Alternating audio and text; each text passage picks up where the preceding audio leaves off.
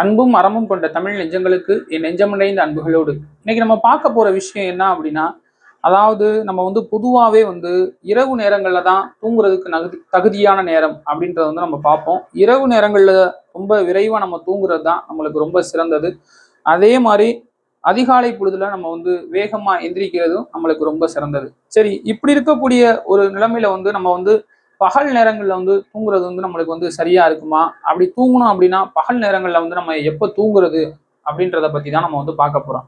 பகல் நேரங்களையும் நம்ம தூங்கலாங்க. அதாவது பகல் நேரங்கள்ல இந்த 12 to 1 இந்த நேரத்துக்குள்ளேயும், இல்லைன்னா இன்னைக்கு பல பேர் வேலை பார்க்குறாங்க. அவங்க வேலை பார்க்குற இடத்துல 2 மணிக்கு தான் அவங்களுக்கு ஒரு ஓய்வு நேரமா இருக்கும்.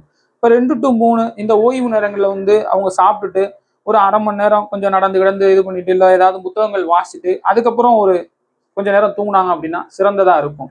இது இந்த பகல்ல எவ்வளவு நேரங்கள் தூங்குறது சிறப்பா இருக்கும் அப்படின்னு பார்த்தோம்னா, ஒரு 15ல இருந்து 30 நிமிஷத்துக்குள்ள தூங்குனாதான் இது ஒரு நல்ல தூக்கமா இருக்கும். இப்படி தூங்கணும் அப்படின்னா நம்மளுடைய மூளை சிறப்பா செயல்படக்கூடிய, அதாவது நினைவு ஆற்றல் இதன் மூலியமா அதிகரிக்கும். அதுக்கப்புறம் பார்த்தோம் அப்படின்னா நம்மளுக்கு நம்மளுடைய உடல் ரொம்ப சுறுசுறுப்பா இருக்கும். நம்மளுக்கு மன அழுத்தங்கள் குறையும்.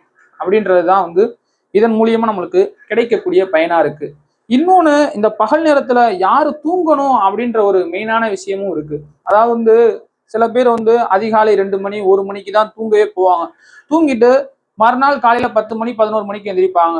சரி, இந்த மாதிரி அப்ப நேரத்துல தூங்குறது நம்ம சிறப்பு அப்படின்னு நினைச்சிட்டு மறுபடியும் சாப்பிட்டு போய் ஒரு 12 to 1க்குள்ளேயோ இல்லை 2 to 3க்குள்ளேயோ நம்ம தூங்குவோம் அப்படின்னு நினைச்சு தூங்குனாங்க அப்படின்னா அவங்களுக்கு மேற்கொண்டு பிரச்சனைகள் தான் ஏற்படும். ஏன் அப்படின்னா, நம்ம தூங்குறது சரியான நேரங்களுக்குள்ளதான் தூங்கணும். ரொம்ப அதிகமான நேரங்கள் நம்ம தூங்கக்கூடாது.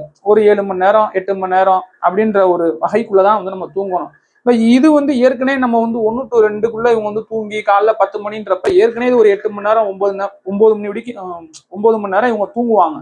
அதுக்கப்புறம் பார்த்தோம்னா மறுபடியும் இது ஒரு சிறந்த தூக்கமா இருக்கும் அப்படின்னு சொல்லிட்டு இவங்க போய் தூங்குறப்ப ரொம்ப நேரங்கள் அதிகமாகி இது அவங்களுக்கு உடல்ல பலவிதமான பிரச்சனைகளையும் அவங்களுடைய நினைவாற்றலும் அவங்களுக்கு குறையிறதுக்கான வாய்ப்பு இருக்கு.